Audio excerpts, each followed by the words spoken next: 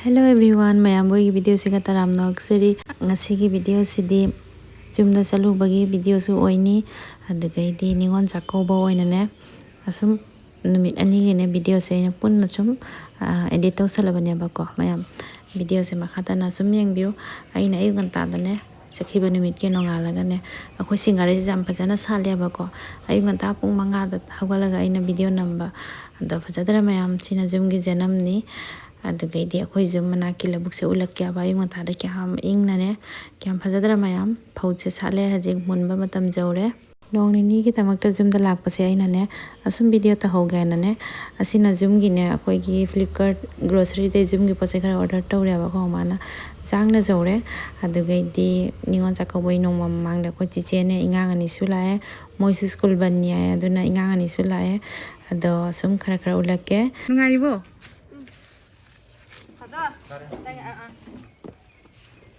सा मोनसना नंग नम्मनि मामी ना पुबिरो हाइरमबनि बोरोय हाइबनि नंग जावरे ने सापो जाम जावरे ने वांगना लयरे मोनसना से नै मामी की जींस का नवन चारा मारे ने आइना नुंदिन गा हि पुबदा हो मानने आई फनेक फिटुब से सेलगा ने मा केना लेरमे खरा मसा नुंगाइगदा आइना खरा केना लेरिने आई जेंगो दुगाइना फोटो खरा नंबिरे वीडियोस खरा तबिरे मणिपुरी हेरोइन माले पे सिनेमा को हेरोइन माजले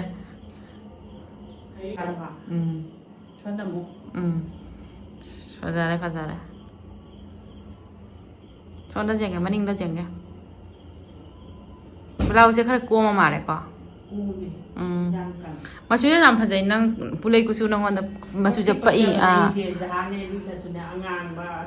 सोना ओंदर रसा मी अमम फी पक्तबा लै हबा हाइने हाइए मतदा अमुबा फुरि सी जौबा लिलगा नसमनाउना लिलगा सुम मैरी मसु फने सेलिमिना सी फीसिगा अमुबा ब्लाउज फजनी अदुगा सुम मैरी मसु की फने सेलगा कांग थौरी पाइबदा सिन आइना कसु केदबिदा आई सुमाय नहा ओइगना नंसु सुमाय फजरमगनि आई सुमाय फजरमगनि नंगोंदे नंदि के बाइते आई बि जाम के रखरा फोय हलो धर माय माले के बदो ओइ बसे नंग ना हनु बियो हजि को मसम फरियाबा ए तुम होगलो बइजो तुम होगल कोइ ममिका बैकग्राउंड से फजरे फीसिगा मागी बैकग्राउंड पर्दा से जाम साना गारे मी जाम गानथोए ये दुगा ना मी मान के दिलाइबा हेलो एवरीवन मैम बोई की वीडियो से Taram नक्सरी ma'am ngasi se ai jumda leibani abako jumda ningon CHAKOUBA oidori lakpana lahan Saturday numit ta oina lae abako ado ngasi handoini asum saminaraga ne ngasi se jumda sakhi loini abako ado akhoi gi kai haini silchar da ahana mane Lekhi दरे हाय बा आई ngasi CHAKOUBA से ngasi से निरामिस होइदोरी veg होइना सादोरी खोइ सुंगारांग त पाउ से ताबनि ना को अदे जुमदा लाकpai लाकपा दुम सामिना रागने ngasi से खोइ पुंग मरी मखाइ मंगा गिदुगा ट्रेन ले अदुगा हन गिदोइनी अदो ngasi निंगोन CHAKOUBA ने ना सुम काबो काबो सुम खरा लोइसल्ले अदो लाइ खुरमनि हजि लाइ खुरमगा ngasi से कैतौबा सुम मयाम दा सुम खरा खरा शेयर तरोके अदो मैम हंदक की CHAKOUBA से अना एक सुजाउबा दुगैदी सुमाइना जुमांग Basu ngarang tama khangi jumseng ban numit ta जुमांग याना खांगी अखोइ जो सिलचर दे पाउ सुमाइ बिरेसि ngasi अखोइ हनबन नुमि सु बनिना जामनने जांगसन नने थपक सिंग से सुम कै याय रेसलगा सुम चारागा सुम अखोइ जो थोअनि आबा मैम दा खरा खरा दम शेयर तरोके हजिमो लाइ खुरमनि लाइ हेरु कटलागा को असिना CHAKOUBA गी अथुम हाउ खरा अखोइना पोरकपा को लाइ हेरु मुलके असिना सुम मैम के चाबगी लाइ हेरुगिना तोंगाना मो लाइ तकलनी असिना सपोर हाइबो मीगा जामदरे खरा त पोरेला जाम पोरक्तरे काची चलो से हाय हैप्पी निंगोल CHAKOUBA नंग जो हाय रो happy Ningol CHAKOUBA Happy Ningo CHAKOUBA. दे नंग जो हाय रो तो खै तुलु से निंगोल CHAKOUBA वाइना निंगोल CHAKOUBA मा कैसुम हाप कनो आइ मा को bobok da mana hai bobok ingon da nigon CHAKOUBA kai su hap kano aina yang nang suno thara jenge hai ama nang chi je ikai na sai ta thokare ko da sa phaja bra jeng ke Pwede. phaja bra tulo chelo da ta le pora la photo nam ka aja phaja bra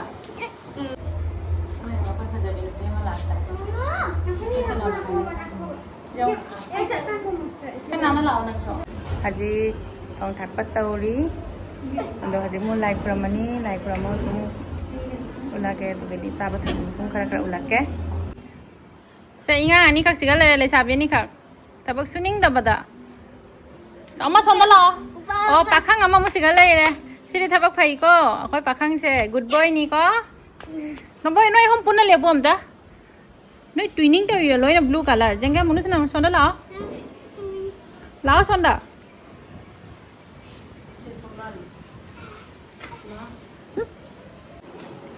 Ada bubuk lagi deh.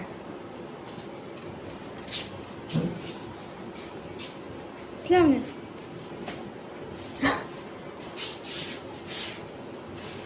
Ah, hey, juang numai kari kayak gini, hah? Juang numai kari kayak gini. Cina ini sisi Ronia ada logo fini sini. Masalah bisa pasang kita ni mana nih? Kuzi oli kono, ko? Nang nak pasang tu kan? Dapat dikit video tu jam pasang ya siapa? Asyik wani. Lah live from Muslim.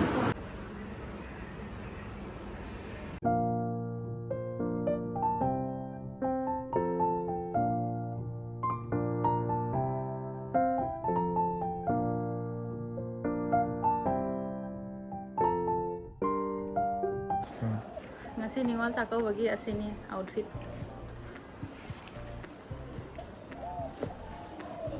Like from below deh. Ngahang mo semai foto namme. Hadik seksa matam jauh deh. Ngasi ningol cakau bagi matel hai bu ni namis ni. Sigana motor thong balai deh. Sigana pani thong lay deh. Sinju ama lay deh. Salad lay deh. Ada lagi kamen fry ama lay deh. Potol fry lay deh. Asi tadi ngasi se. Aku lagi zumang ni negara tu supau. Tari to, adu nane semai na sumta ure. Kapor mati nama walau ni.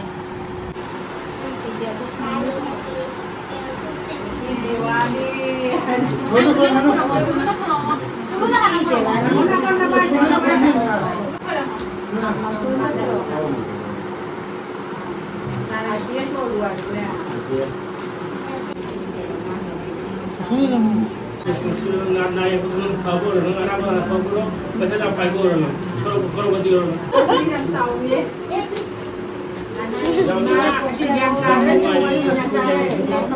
Siapa itu orang? Lagi yang kayu orang, yang ukir orang. Hello, kamu. Lagi yang kayu ko, pari, yang ukir orang. Tapi sampai loh, mama dah nyengan dulu. Berapa? Berapa? Ini yang mana lo baca apa tahu ni? Kunci lo sangat, kunci siapa deh?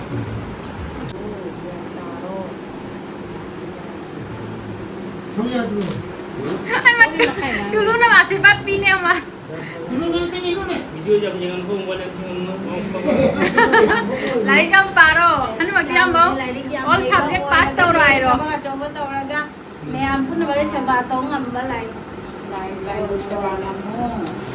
Usah tu ida. Hah?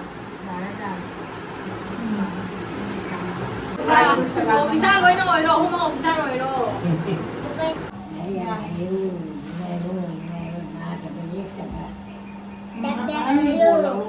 Ek pare me, ai na pare han pare ma. Zo thong no hai jalang ni na ma.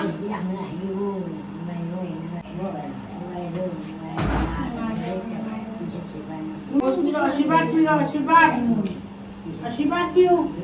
Hai. Kau dah bangun dah ba. Kunci nong sang. Kunci apa kunci apa? Kunci apa? Kunci sango. Macam kunci.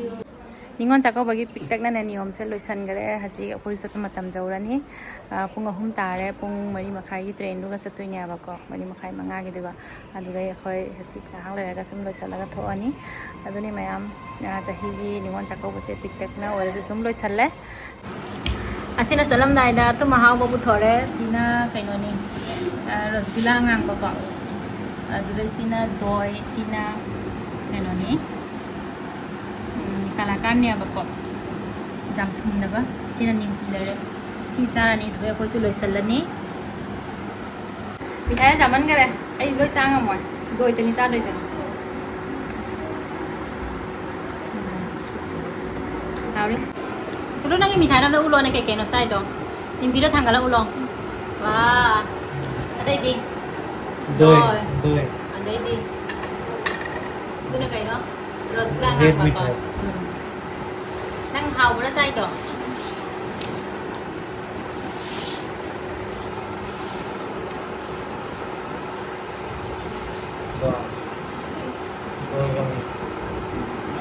Yang kayak ini mix terus saya mah. Segala dah yang lain ni. Dah pun di sana ni. Sen pap di luar apa ni mah? Bye. Aku cari wati. Mari saya terus saya bye bye. Saya bye bye. Sana lah. Suuna jauh robo. Kayak tulis gua dia han kira kira. Bye bye.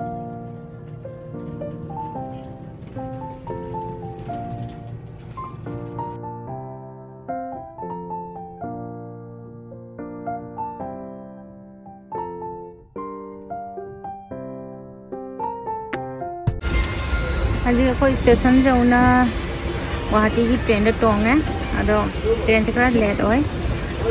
Langkah deh haji kita masa batangai kong ani home di sangan.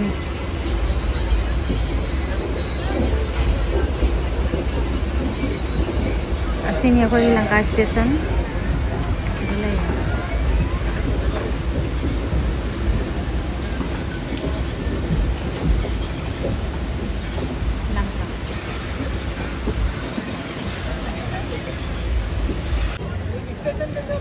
Guwahati station jauh deh ma'am अभी मुझे चलने मुझे सफर कर लो क्या आप